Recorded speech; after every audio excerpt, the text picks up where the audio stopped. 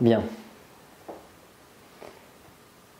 Sachez que la vidéo sera consacrée au Python royal, de son nom scientifique, Python regius. Bien.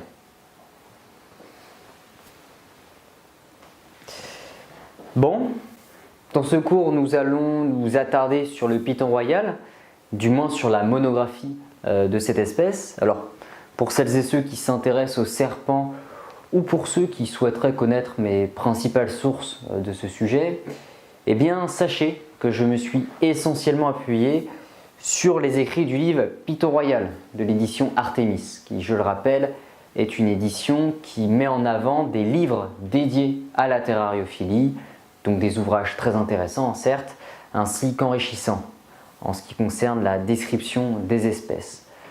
Donc des descriptions quasiment complètes et bien entendu sur la manière de nous comporter avec elles à l'état sauvage.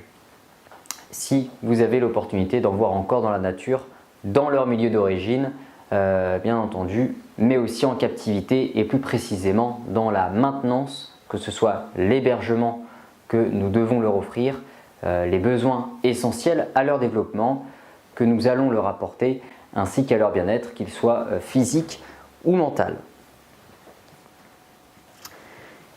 Donc dans ce cours, nous allons mettre en évidence les éléments nécessaires à la description complète du Python royal. Évidemment, je ne désire pas retracer l'intégralité du livre, déjà puisque je ne saisis pas tellement l'intérêt de partager l'intégralité du contenu en vidéo de 3 à 4 heures.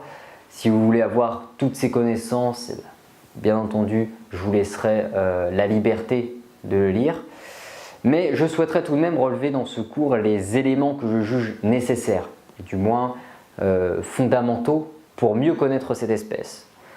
Mieux la considérer également, puisqu'il s'agit tout de même d'un serpent, et nous savons très bien qu'au sein de notre culture sociale, de nos croyances religieuses ou tout simplement de nos appréhensions, si je puis dire comportementales, nous pouvons être fortement induits en erreur suite à une proximité qui a ou avait peur de cet animal en question. En effet, pour la plupart des espèces de serpents, nous avons plus ou moins une mauvaise image d'eux, et dans ce cours, eh bien, je tenterai sûrement de vous éclairer sur cet animal, non seulement pour vous faire prendre conscience qu'il n'est peut-être pas aussi terrifiant qu'il peut paraître, mais aussi parce qu'il s'agit d'une espèce possédant une mosaïque de connaissances, pour ainsi dire, et également une multitude de phases. Alors, pour celles et ceux qui ont du mal à percevoir de quoi il s'agit, bien entendu, je reviendrai dessus à la fin du cours, puisqu'il s'agira du dernier chapitre.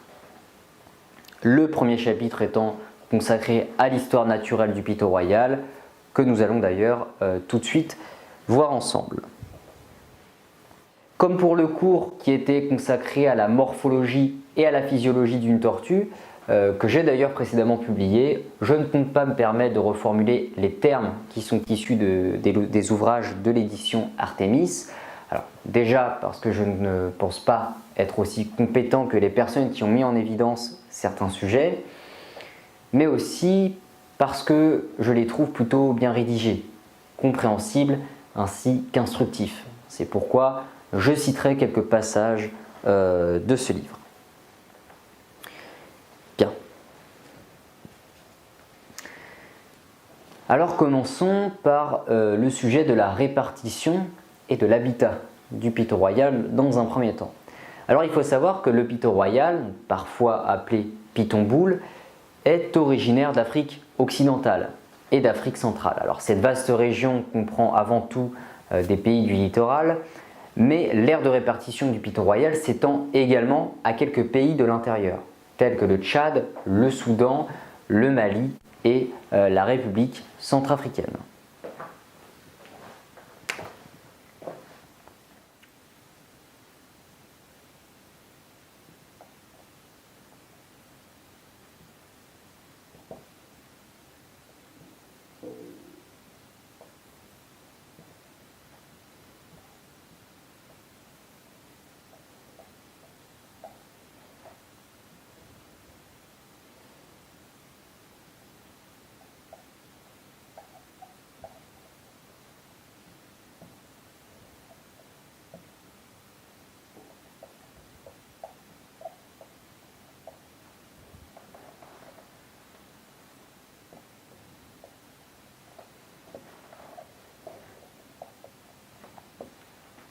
Il est d'ailleurs intéressant de noter qu'elle ne franchit pas l'équateur et ne couvre ainsi aucune contrée de l'hémisphère sud.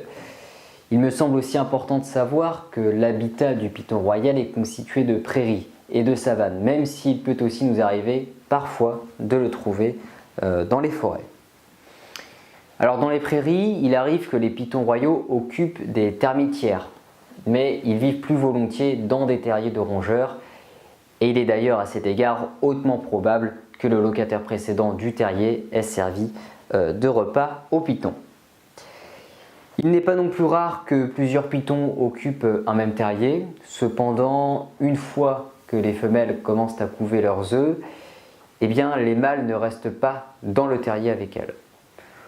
Occasionnellement, on peut trouver plus d'une femelle en couvaison dans un terrier, par exemple à cause d'une rareté localisée dans de bons lieux de nidification. Les pythons royaux qui ne semblent pas perturbés par les activités humaines fréquentent également les zones agricoles. D'ailleurs, les rongeurs n'y manquent pas. Et c'est aussi naturel que le python soit présent pour exploiter justement cette abondance de nourriture disponible. Il est aussi important de savoir que dans la mesure où l'aire de répartition du python royal s'étend à proximité de l'équateur, eh bien ce serpent n'est soumis qu'à de très faibles variations annuelles de cycle lumineux. En effet, plus nous sommes proches de l'équateur, plus la durée du jour et celle de la nuit sont égales, et ce, tout au long de l'année. La température moyenne des régions où il vit est plutôt élevée et atteint même près de 30 degrés dans certaines zones. Les prairies et les savanes où vit le python royal connaissent deux saisons, donc respectivement humides et sèches, c'est important de le souligner. La saison sèche s'étend généralement de novembre à avril.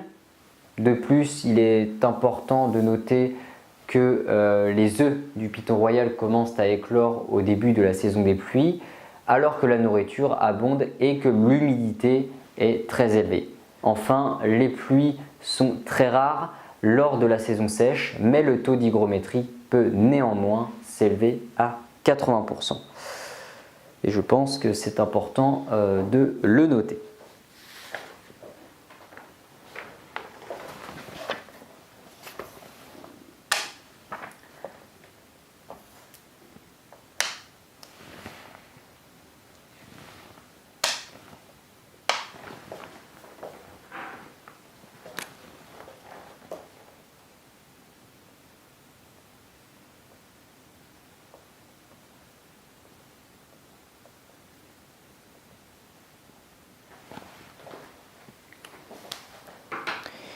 Alors, le python royal est un serpent plutôt court, au corps massif. D'ailleurs, sa longueur moyenne se situe entre 1 mètre et 1 mètre et demi. Il est musculeux, avec un cou relativement mince et nettement marqué. La tête est étroite au niveau du museau et plus large à la base du crâne.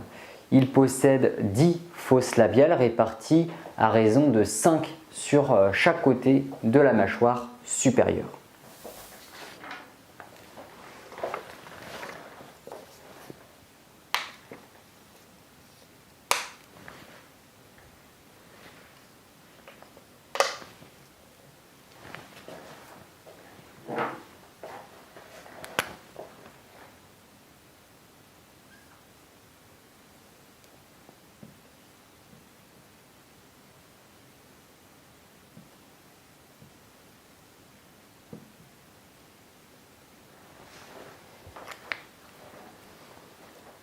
Alors, ces capteurs de chaleur lui permettent de percevoir le rayonnement infrarouge, soit la chaleur corporelle émise par les proies.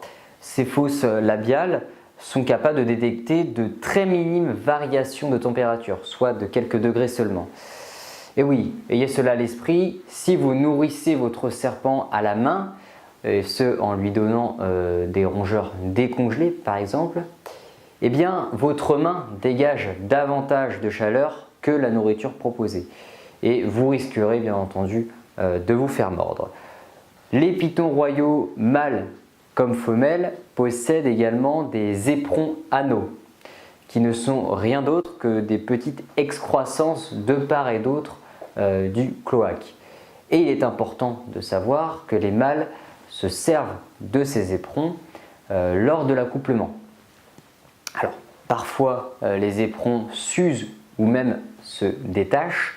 D'ailleurs, pour celles et ceux qui se le demandent, eh bien, il n'est pas possible de déterminer le sexe d'un python royal à la taille de ses éperons.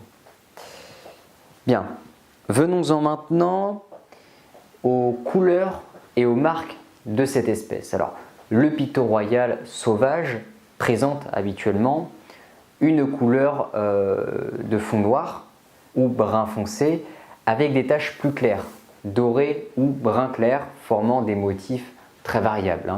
Les sujets peuvent être marqués de stries, de plaques, de bandes ou bien d'une combinaison de ces motifs.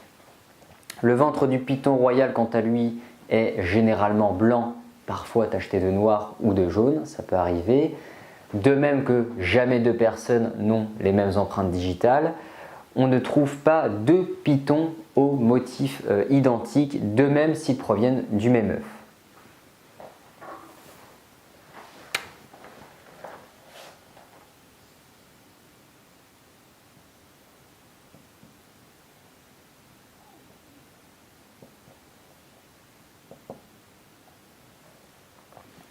D'ailleurs, il arrive fréquemment que les zones claires du python royal contiennent des marques plus sombres. Et parfois, lorsque ces marques sont près du sommet du motif, eh bien, cela donne à la tache un aspect étrange, de visage évoquant celui des extraterrestres, tels qu'on se les représente traditionnellement, bien sûr. Et dans ces cas-ci, eh bien, on parle alors de marques aliens. Je pense que c'est important de le souligner, à titre indicatif. Anecdote gratuite. Bien, poursuivons à présent avec son mode de vie. Il faut savoir que le python royal est surtout actif la nuit. Il quitte son terrier pour rechercher de la nourriture ou tout simplement un ou une partenaire. Si vous en adoptez un, vous constaterez d'ailleurs qu'une fois la lumière éteinte, le serpent ne tarde pas à sortir de son abri et à ramper autour de son domaine. À l'état sauvage, le python royal se nourrit d'animaux très divers, tels que des oiseaux, des chauves-souris, des petits mammifères terrestres et bien d'autres encore. Mais en captivité, ce sera autre chose qu'on va voir dans un instant. Alors, selon une étude, il faut savoir que les pythons royaux longs de moins de 75 cm se nourrissent principalement d'oiseaux, tandis que ceux de plus d'1 mètre présents dans le même secteur dévorent surtout de petits mammifères. Alors, cela n'a rien d'inhabituel dans la nature. De nombreuses espèces d'animaux portent leur choix sur différents types de proies selon leur taille ou même tout simplement leur genre. Dans la mesure où l'habitat naturel du python royal s'avère être la savane, eh bien c'est une espèce qui n'a guère l'occasion de grimper aux arbres. Mais il se peut que dans les secteurs plus arborés, ils aient plus de chances d'exploiter leur potentiel arboricole. Cependant, le python royal n'est pas taillé pour la vie dans les arbres. Pour autant, qu'il vienne dans la savane ou d'une région plus arborée, sachez que le python royal est un excellent nageur. Bien. Nous en venons maintenant au sujet des nacs, le python royal comme nac. Bien. Vous savez, de tous les bois et les pythons, le python royal est sans doute l'espèce à choisir pour le maintien en captivité. Sa taille demeure relativement réduite, il n'a guère de tendance agressive et exige relativement peu de soins. Il est également plus aisé de lui procurer un environnement approprié à un élevage en captivité. C'est d'ailleurs pour cela que je soutiens davantage le maintien d'espèces en captivité dans des terrariums bien aménagés, reproduisant ainsi correctement le biotope d'où l'animal est originaire, plutôt que l'élevage complètement dénaturalisé dans un système de boîtes en plastique coulissantes que l'on nomme RAC d'ailleurs, avec pour seul aménagement une gamelle d'eau ainsi qu'une feuille de papier journal en guise de litière. Mais bon, il s'agit là que de mon point de vue. Alors pour en revenir sur la captivité, il me semble important de savoir que si les sujets ont été capturés dans la nature, eh bien, ils peuvent avoir pour réputation de refuser de s'alimenter. Mais les serpents d'élevage, quant à eux, se nourrissent avec régularité et deviennent des animaux de compagnie, entre guillemets bien entendu, aussi intéressants que dociles.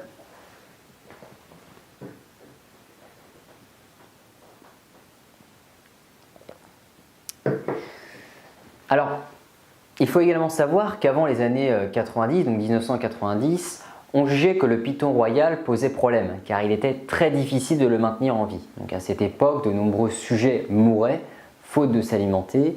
Les seuls disponibles étaient des animaux d'importation et le plus souvent adultes d'ailleurs. Ils s'acclimataient donc rarement et nombre d'entre eux périssaient. Alors cette difficulté d'acclimatation des adultes résultait d'un manque de connaissances sur les parasites et sur les meilleurs moyens de placer le serpent dans des conditions propres à diminuer le stress lié à l'importation.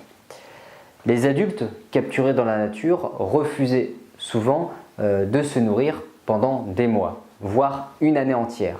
Seuls les éleveurs les plus patients étaient donc capables d'œuvrer de manière satisfaisante avec ces sujets adultes. Et lorsque les techniques qu'ils employaient furent partagées avec d'autres, eh bien de plus en plus de gens comprirent comment prendre soin des adultes importés. De plus, de nombreux serpents adultes sont encore importés dans les pays qui l'autorisent et ils continuent de représenter un problème pour qui ne sait comment s'en occuper. Je pense que vous vous en doutez. Et à mesure que se diffusait le savoir au sujet des soins à donner aux pythons royaux, eh bien, l'élevage en captivité fut de plus en plus souvent réussi par des amateurs assidus. Les premières mutations de coloris, communément nommées phases, incitèrent également des passionnés en nombre grandissant à consacrer du temps à l'élevage et à la reproduction du python royal. D'ailleurs, à ce jour, un choix s'offre entre plus de 100 coloris et motifs différents et le python régus, donc python royal, est l'un des 5 reptiles de compagnie les plus répandus et appréciés.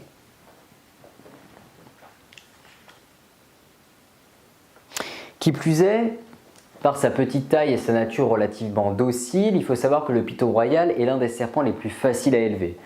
Et il importe en revanche d'être bien conscient de sa longévité potentielle. Le record officiel pour un python royal élevé en captivité est détenu par un pensionnaire au zoo de Philadelphie qui vécut 47 ans. Et il faudra donc assurer que vous assurez la possibilité de subvenir aux besoins de votre python pendant toute son existence.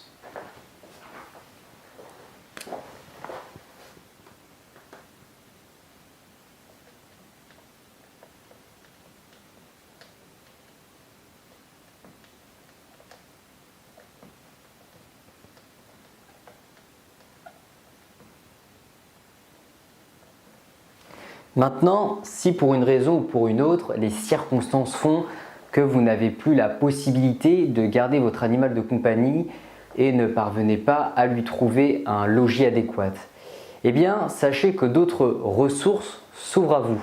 Les animaleries spécialisées seront susceptibles de racheter votre serpent. Les clubs et les associations herpétologiques peuvent éventuellement le récupérer. Et certains refuges adaptés peuvent aussi prendre en charge votre animal si vous ne pouvez plus vous en occuper. De plus, il ne faut en aucun cas relâcher votre reptile dans la nature. Le python royal n'a pas sa place dans le milieu naturel européen et de graves problèmes surgissent chaque fois qu'un serpent ainsi libéré fait son apparition dans un secteur qui lui est étranger. Souvenez-vous du cours qui est en lien avec l'échelle trophique, le règne animal, etc. Bien. L'installation maintenant.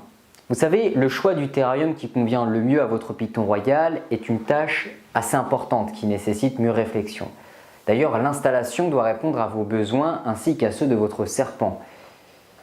Bien que des facteurs sont à prendre en considération lorsque vous envisagez l'aménagement d'un logis pour votre futur animal, notamment la sécurité du terrarium, ses dimensions et les possibilités d'isolation, il faut également vous demander si vous hébergez un seul python ou plusieurs. c'est bien important. Il n'y a pas si longtemps, le seul choix qui s'offrait pour loger les reptiles était celui d'aquarium en verre, muni d'un couvercle fait maison. Il y a aussi ça qu'il faut prendre en considération.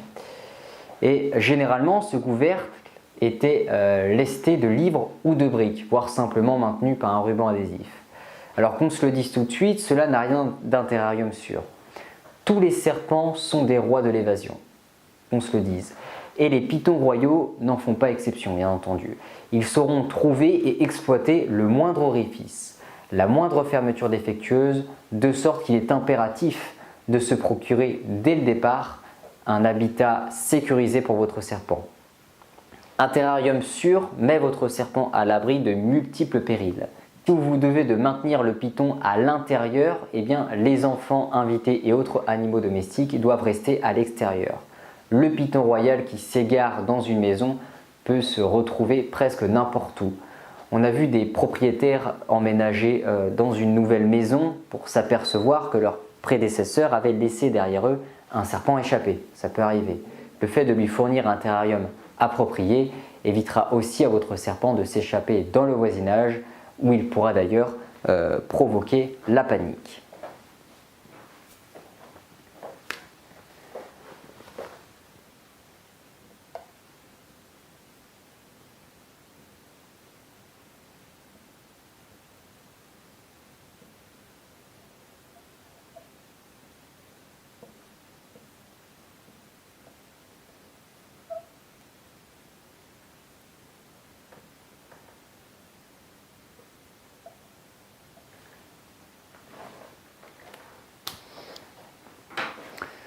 Vous savez, le python royal ne devient jamais très gros par comparaison avec d'autres espèces de pythons. Malgré cela, il lui faut un logis suffisamment vaste pour l'accueillir avec tout son équipement. La quantité de matériel placé dans le terrarium dépendra de l'ambiance que vous voulez obtenir. Une taille minimale de 90 par 45 par 45 cm est suffisamment vaste pour loger un python royal adulte tout le reste de sa vie, il faut le savoir. Veillez en revanche à ne pas doter un serpenteau d'un très grand terrarium car il risquerait certainement de cesser de s'alimenter. Mieux vaut opter dans un premier temps pour des dimensions plus petites jusqu'à ce que votre python ait grandi ou doter son grand terrarium de suffisamment de cachettes pour que le serpent s'y sente en sécurité.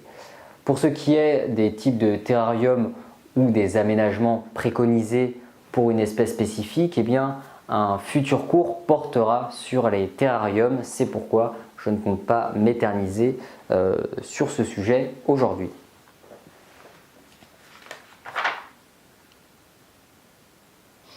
Bon. Venons-en maintenant au sujet de la manipulation. Sachez que le python royal est rapidement en proie au stress si on ne le laisse pas s'acclimater à son nouvel environnement. Accordez donc vous une semaine ou plus à votre serpent pour qu'il trouve ses marques. Abstenez-vous également de toute interaction avec votre nouvel animal pendant cette période d'ajustement. Une fois que le serpent se sera mis à s'alimenter régulièrement, eh bien, vous pourrez commencer à le manipuler quelques minutes par jour. Avant et après toute la manipulation, bien entendu, lavez-vous soigneusement les mains au savon et à l'eau tiède. Le lavage préalable évitera toute transmission néfaste à votre python et aura également pour effet de vous débarrasser d'une odeur susceptible de provoquer une morsure. Et le lavage après la manipulation évitera que votre serpent ne vous transmette en retour les germes qu'il pourrait abriter. Il arrive souvent que les pythons royaux trop manipulés refusent de s'alimenter. Aussi longtemps qu'ils continuent à se nourrir à un rythme régulier, hormis lors de la nuit bien entendu, vous pouvez progressivement accroître les temps que vous consacrez à manipuler votre serpent, c'est possible. Mais n'oubliez pas que cela doit se faire avec délicatesse et en soutenant tout le poids du corps de l'animal. Ah oui, et une dernière chose, abstenez-vous également de toucher la tête de votre python. disons qu'il a tendance à avoir horreur de ça. Alors que vous ayez un unique Python royal ou 100 Pythons royaux, la tenue de dossier est une part importante dans l'entretien de votre ou de vos serpents. Si vous devez porter votre serpent chez le vétérinaire, il faudra être en mesure de lui indiquer quand le python s'est alimenté pour la dernière fois et quand il a mué pour la dernière fois. Vous pouvez même faire part au vétérinaire d'une perte ou tout simplement d'un gain de poids. Sachez que de telles données constituent un outil précieux pour le spécialiste. D'ailleurs, les informations qui sont à consigner en priorité sont les suivantes. Il y aura la date de l'achat, les coordonnées du vendeur, l'âge du serpent lors de l'achat, ou si possible la date de l'éclosion, le profil génétique du serpent acheté, la date de chaque repas pris par le serpent, la composition du repas également, c'est-à-dire la nature et le nombre de proies, la date de chaque mue, et d'autres renseignements seront également utiles. Il faut peser son serpent régulièrement et porter ces données dans votre dossier. Si votre serpent reçoit des médicaments, indiquez-le aussi. Si vous avez l'intention de vous lancer dans la reproduction, eh bien consignez les tentatives et notez si vous avez pu assister à des accouplements réussis. Veillez également à noter quel est le mâle que vous accouplez avec vos femelles, c'est bien important. Cela est particulièrement nécessaire quand vous faites appel à des mâles de phase simple facteur récessif dans votre programme d'élevage. Notez le jour de la ponte, le nombre de pondus ainsi que le poids de la femelle après la ponte. Bien, parlons à présent de la nourriture du python royal. Alors toutes sortes de proies ont été proposées aux pythons royaux, notamment des rats, des souris, des hamsters, des gerbilles, des poissons et j'en passe. À l'exception des souris et des rats, ces aliments ont avant tout été employés pour inciter à s'alimenter des pythons royaux capturés dans la nature et disons réticents au nourrissage. Une fois que ces serpents ont commencé à s'alimenter régulièrement, eh bien, le soigneur n'a généralement pas beaucoup de difficultés à leur faire accepter des aliments plus aisément accessibles, tels que des souris et des rats. Alors les éleveurs proposent habituellement à la vente de jeunes pythons d'élevage déjà accoutumés à se nourrir de souris ou de rats.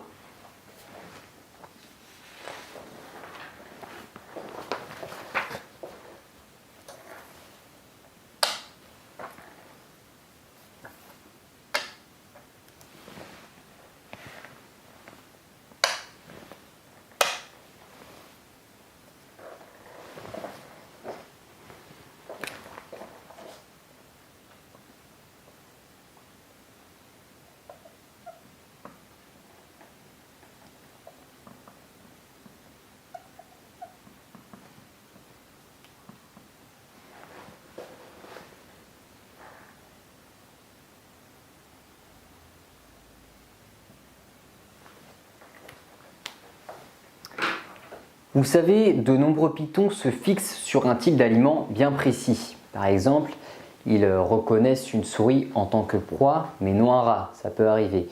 Il arrive souvent que des pythons royaux ne consomment que des souris tout au long de leur vie. D'autres se nourriront que de rats. D'autres encore engloutissent tout ce qu'on leur place dans leur terrarium. Enfin, certains sujets alternent entre rats et souris. Vous savez, dans la mesure où le python royal refuse fréquemment un type d'aliment au profit d'un autre, eh bien, mieux vaut donner à votre serpent ce à quoi il est habitué. Faites également bien préciser à la personne à laquelle vous achetez votre reptile quelles sont ses habitudes alimentaires, c'est-à-dire la nature des proies, la fréquence de nourrissage et j'en passe. Si vous voulez que votre serpent se nourrisse de rongeurs décongelés, eh bien, veillez à bien clarifier ce point avec l'éleveur, de façon qu'il n'y ait pas de surprise lorsque le serpent arrive. N'essayez pas, sous prétexte d'économie, de nourrir votre python de rats de souris ou d'autres petits animaux sauvages capturés dans la nature, puisque ces proies sont susceptibles d'être plus agressives dans leur défense face à un prédateur et d'abriter par la même occasion des parasites qui risqueraient d'être néfastes ou même potentiellement mortels pour votre python. Sans même évoquer le fait qu'il s'agit d'un excellent moyen d'introduire des puces et des tiques chez vous.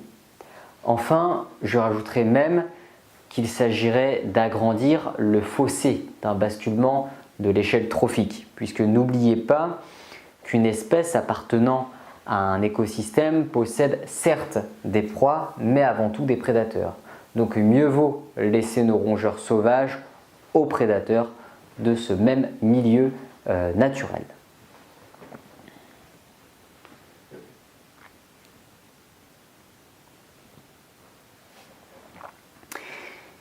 En captivité, il est aussi recommandé de nourrir le python royal avec des proies mortes, que ce soit des souris venant d'être tuées ou venant d'être décongelées. Le fait de nourrir le serpent avec des proies mortes possède deux avantages.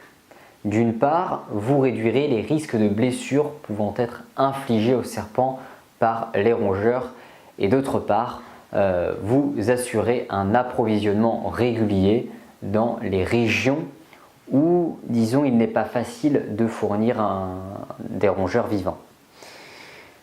En ce qui me concerne, je nourris mon python royal avec des proies vivantes et ce pour des raisons personnelles. Comme j'ai pu vous l'évoquer précédemment, il est bien important d'apporter des rongeurs provenant d'élevage et non de la nature afin de diminuer les risques de blessures ou tout simplement de contamination par des parasites en tout genre. De plus, si le serpent ne se nourrit pas au bout de 5 minutes, eh bien, je vous conseille de retirer la souris de la zone où se nourrit le python afin d'éviter tout type d'agression venant de la part du rongeur. Enfin, pour inciter votre serpent à se nourrir, n'oubliez pas qu'il est sensible à la chaleur suite à ces fosses thermosensibles que nous avons vues juste ici, ainsi qu'au mouvement. Alors pour les pythons royaux les plus difficiles, il est également recommandé de le laisser dans le noir avec le rongeur, ce qui permettra de limiter le stress du serpent pour qu'il puisse s'alimenter à l'abri de certains regards qui pourraient éventuellement le perturber. Et oui, n'oubliez pas que le python royal est un très grand timide. Alors, un python royal peut être nourri toutes les semaines ou tous les 15 jours, ça peut arriver. Mieux vaut ne pas lui proposer de nourriture pendant la mue, car la plupart ne s'alimentent pas durant cette période. Et il arrive souvent qu'un soigneur pressé place une proie vivante dans le terrarium de son python royal et ne revienne qu'1 ou 2 jours plus tard pour découvrir que le rongeur est toujours présent. Une inspection du python révèle alors non seulement que le serpent est en phase d'exuviation, mais qu'il a été mordu par le rongeur. Assurez-vous donc que votre reptile ne soit pas en train de muer avant de lui donner à manger. C'est bien important de le souligner. Bien. Une fois que votre python s'est alimenté, évitez également de le manipuler pendant au moins 24 heures. Si vous nourrissez votre serpent dans un conteneur autre que son terrarium, vous pouvez le déplacer délicatement après son repas. Si vous le maniez trop rudement ou trop tôt après son repas, eh bien, il risquera alors de régurgiter. Mieux vaut ne pas aussi perturber votre python avant de le nourrir. Il arrive souvent qu'un serpent nettoyé ou manipulé avant d'être nourri refuse de s'alimenter. Une fois votre serpent habitué à un nourrissage régulier dans son terrarium, vous pouvez essayer de nourrir l'animal dans un conteneur distinct. Si vous optez pour cette solution, assurez-vous que le conteneur est propre et sûr. Si votre serpent ne s'alimente pas dans un bref laps de temps et si un rongeur vivant demeure dans le conteneur avec le reptile, eh bien retirez la proie avant qu'elle n'ait pu blesser votre serpent. Les avantages d'un nourrissage dans un conteneur séparé sont qu'il n'y a pas de substrat susceptible d'adhérer au rongeur et que le serpent aura moins tendance à mordre car il ne prendra pas l'habitude de voir ses aliments tomber brusquement dans son terrarium.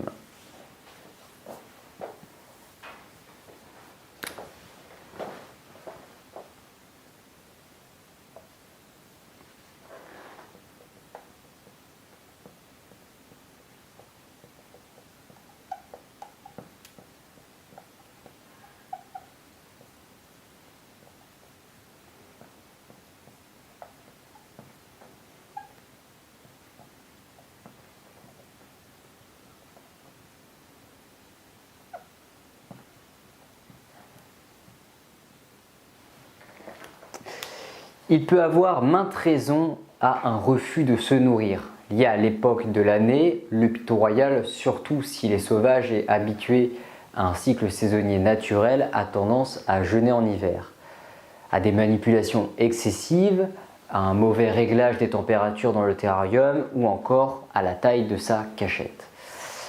Une fois toutes les questions d'installation résolues, essayez différentes sortes de proies. La plupart des pythons royaux d'importation apprécient les gerbilles ou les souris. Si vous avez la possibilité de vous procurer ces rongeurs, eh bien, proposez-les à votre serpent. Et avec un peu de chance, il s'en nourrira. Maintenant, si votre python royal semble perdre du poids, vous devrez le montrer à votre vétérinaire pour que celui-ci recherche des parasites et éventuellement le nourrisse de force. Il est préférable de laisser cette opération à un professionnel qui ne le fera qu'en dernier recours et après plusieurs mois d'anorexie. Le python royal peut demeurer de 6 mois à 1 an sans se nourrir et ne perdre qu'un peu de poids. Le meilleur moyen d'éviter les difficultés de nourrissage est d'adopter un python royal né et élevé en captivité et bien habitué à ce mode d'existence et provenant d'un élevage de bonne réputation. Bon. Pour ce qui est du sujet de la santé maintenant, eh bien sachez que je ne compte pas m'attarder trop longtemps sur ce thème ni de décrire à quoi correspond chaque maladie ainsi que les traitements qui conviennent. Pour autant, nous allons tout de même observer les maladies existantes. Ainsi, dans son dictionnaire des maladies, nous observons majoritairement des problèmes de santé liés à, d'une part, des parasites internes, des parasites externes, tels que des tiques ou des acariens. Il y a aussi l'anorexie, des brûlures, des morsures de rongeurs, des infections respiratoires, des régurgitations, des exsuvies résiduelles, des diarrhées, des nécroses buccales ou hémipénis infectés, ou encore des problèmes divers tels que le prolapsus, des liaisons de la colonne vertébrale, une rétention d'œufs, des abrasions du rostre et enfin la salmonellose.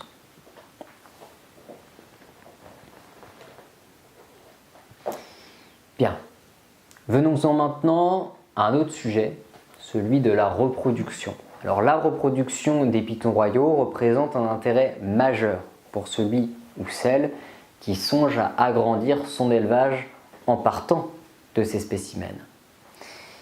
D'ailleurs, pour effectuer vos essais de reproduction, eh bien, vous pouvez introduire un mâle dans le terrarium d'une femelle ou vice-versa, peu importe la façon dont vous présenterez les serpents l'un à l'autre, pour peu que le processus fonctionne pour vos pythons.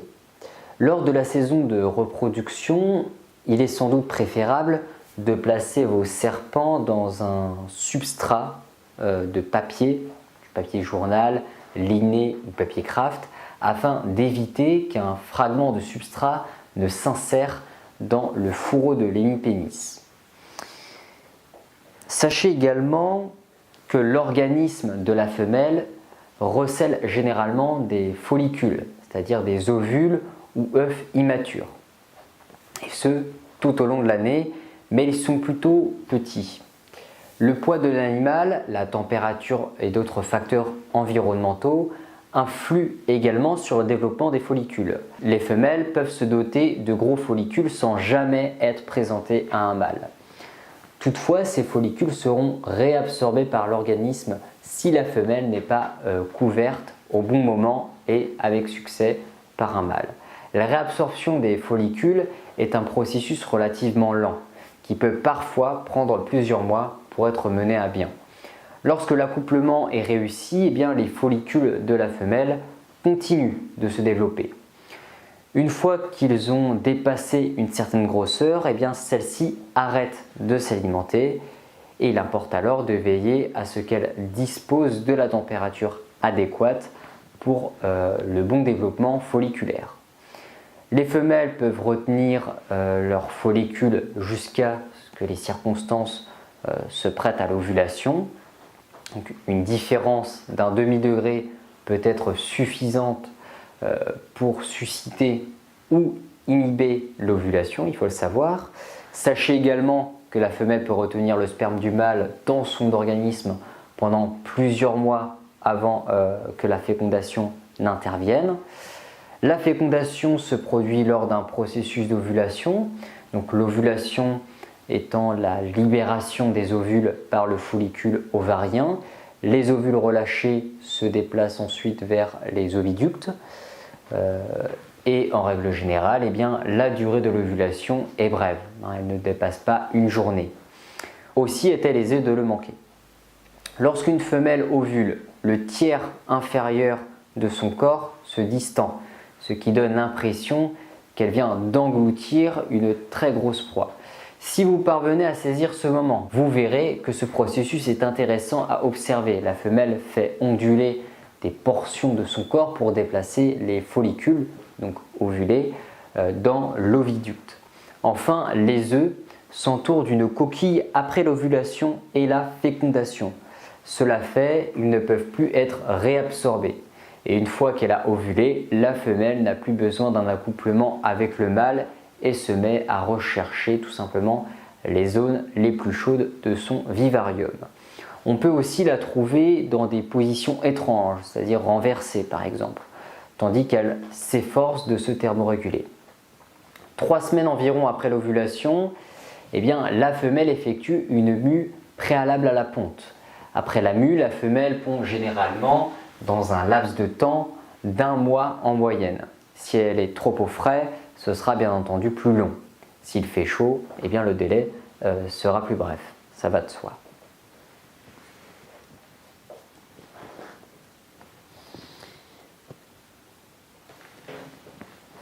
Alors contrairement à l'idée communément admise, chaque serpent possède son individualité et le serpent royal comme tout autre. Certaines femelles n'ont pas besoin de boîte en guise de nid, alors que d'autres se déplaceront continuellement dans leur terrarium à la recherche d'une aire de ponte qui leur convienne, tout simplement. Vous devrez donc fournir un abri approprié à ces dernières. Le nid doit tenir dans le terrarium et être aisément accessible par le serpent, comme par le soigneur d'ailleurs. Ainsi, vous pouvez placer de la mousse humide dans la boîte, puis veiller à ce qu'elle ne se dessèche ni ne moisisse. En général, la ponte dure plusieurs heures. Souvent, la femelle commence à pondre ses œufs tard le soir ou aux petites heures du jour. On la découvre fréquemment le matin, confortablement levée autour de sa couvée ou en train d'achever de pondre. Il arrive aussi que la ponte ait lieu dans la journée, mais il s'agit là d'une exception. Il est toujours conseillé d'inspecter les femelles sur le point de pondre le matin puis le soir. Si vous surprenez la femelle en train de pondre, mieux vaut la laisser terminer en la dérangeant le moins possible, car elle peut se montrer assez agressive. Parfois, une femelle ne pond qu'un seul œuf, le reste de la couvée venant plusieurs jours, voire plusieurs semaines plus tard. Cela ne se produit pas fréquemment, mais lorsque cela arrive, eh bien, l'œuf pondu avant le reste de la couvée ne mène jamais son incubation à terme. D'ailleurs, l'incubation, parlons-en, eh bien, avant l'arrivée des œufs, vous devez prendre la décision de procéder à une incubation artificielle ou de laisser la femelle couver ses œufs. Cette seconde option fonctionne plutôt bien si la femelle est une bonne mère. et si elle dispose des conditions appropriées. Il lui faudra être laissé en paix, c'est bien important, dans une humidité ou sous des températures adaptées, soit sous une hygrométrie près de 100% et une température de 31 à 32 degrés.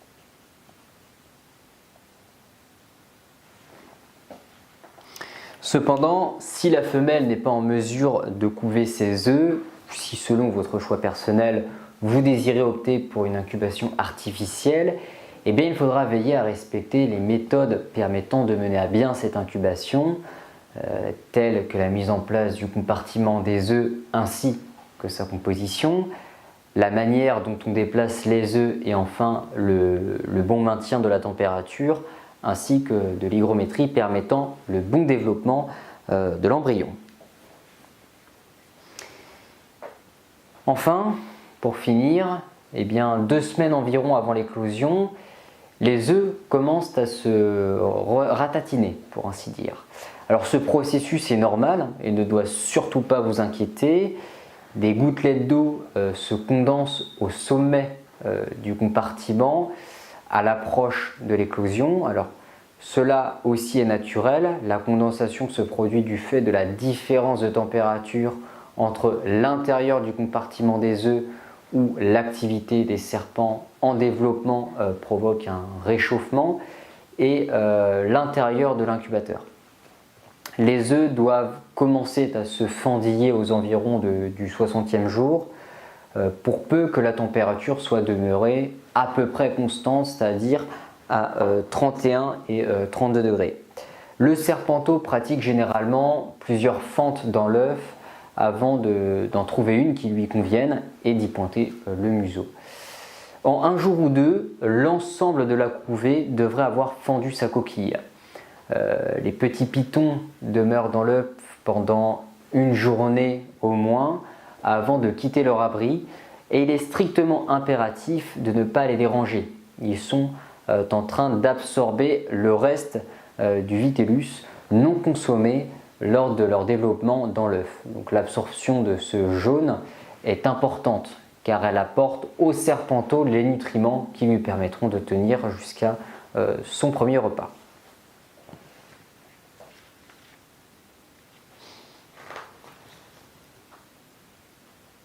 Alors avant de traiter le dernier chapitre de ce cours, qui est porté sur la génétique et les phases, eh bien je comptais vous dire que je n'allais pas trop rentrer dans les détails de ce sujet afin de conserver un cours relativement digeste.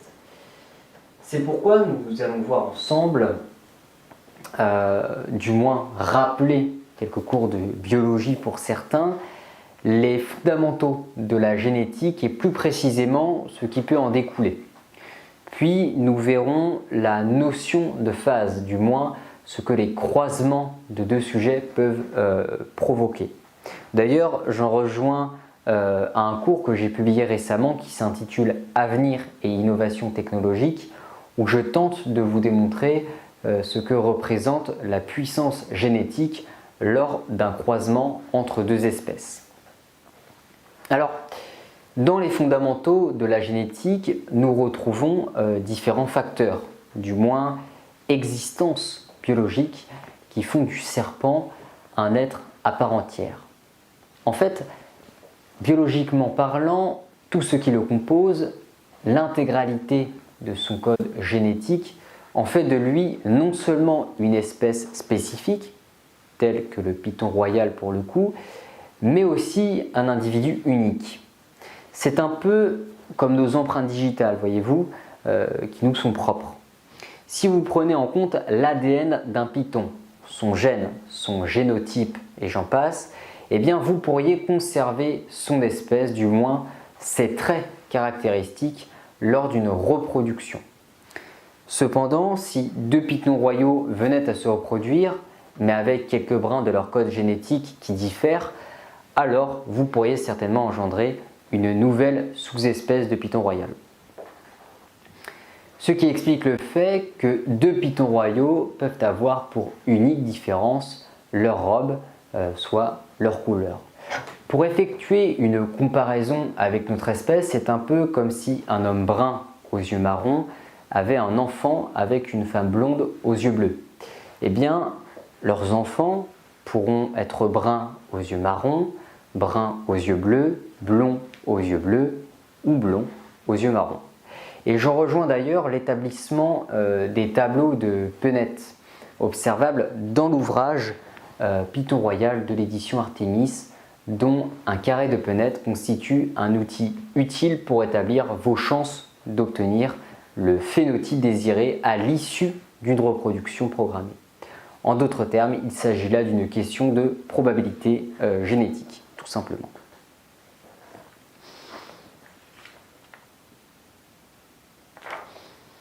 Bien. Pour ce qui est des phases maintenant, eh bien, les mutations de couleurs et de motifs, ou patterns, des pitons royaux sont désignées sous le terme de phase ou morphe. Ça peut arriver.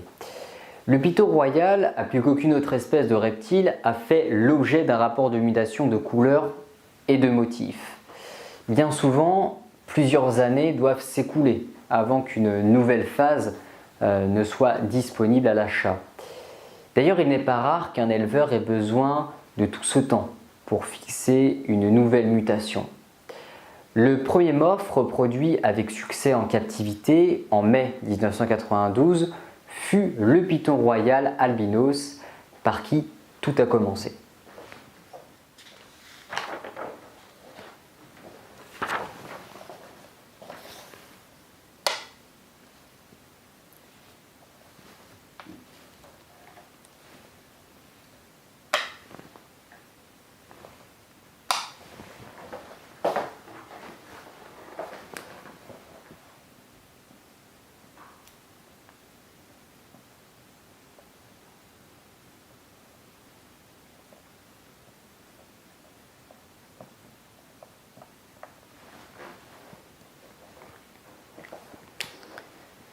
Les designers morphes sont des phases obtenues en captivité par des éleveurs qui font se reproduire différents serpents phasés pour produire un nouveau python royal, à l'apparence sans précédent d'ailleurs.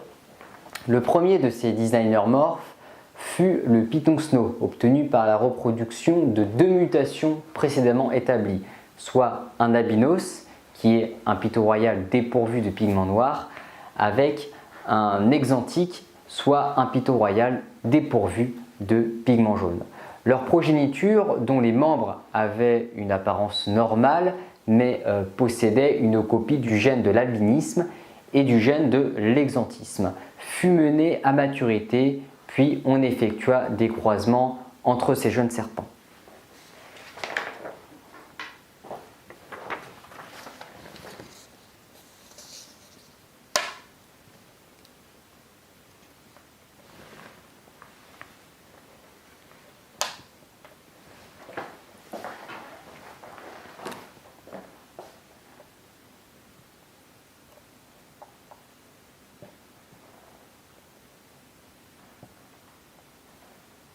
Vous savez, depuis l'apparition du Snow en 2001, eh bien, plus de 75 nouveaux pythons designer morphes ont été produits et des dizaines d'autres s'annoncent, étant donné l'extraordinaire nombre de phases à partir desquelles travailler. Eh bien, le nombre de designers morphes potentiels est absolument stupéfiant. D'ailleurs, le nombre potentiel des combinaisons de couleurs et de motifs de pythons royaux est tel qu'aucun ouvrage ne saurait en dresser la liste pour toutes. Au moment de sa publication, il aurait sans doute 30 morphes supplémentaires ou davantage.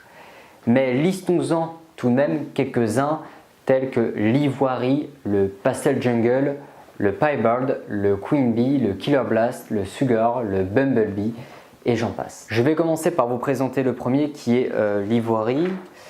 Alors, je vais me permettre d'effacer ça.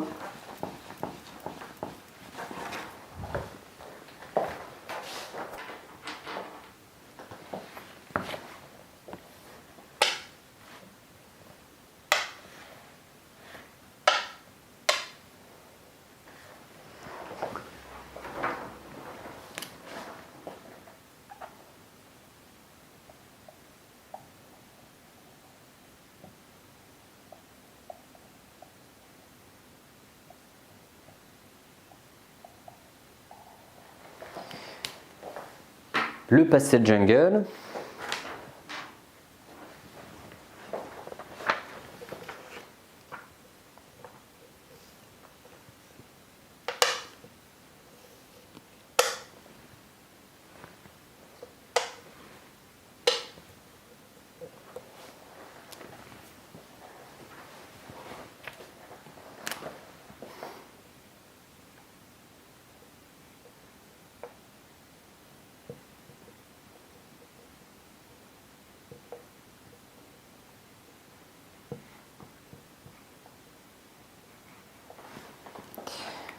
Le Piton Royal Piebald.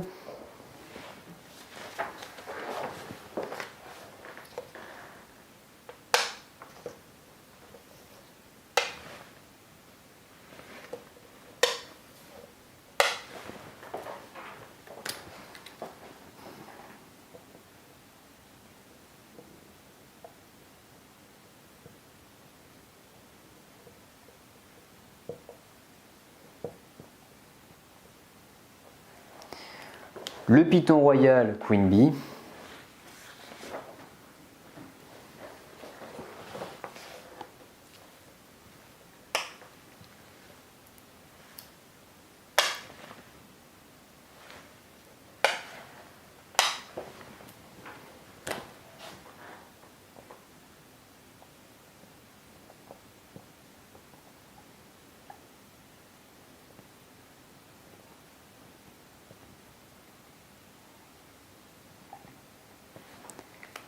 Le Piton Royal Killer Blast.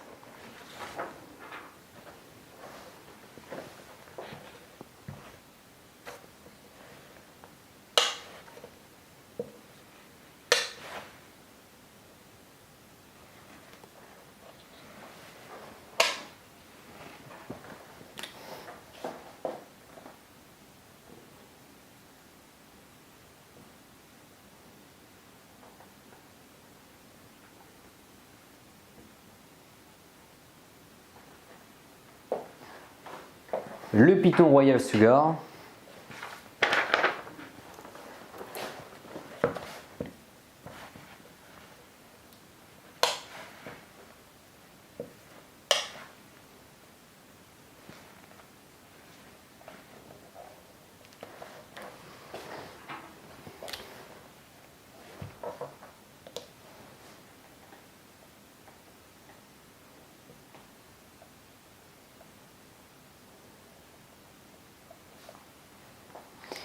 Et enfin, le Piton Royal Bumblebee.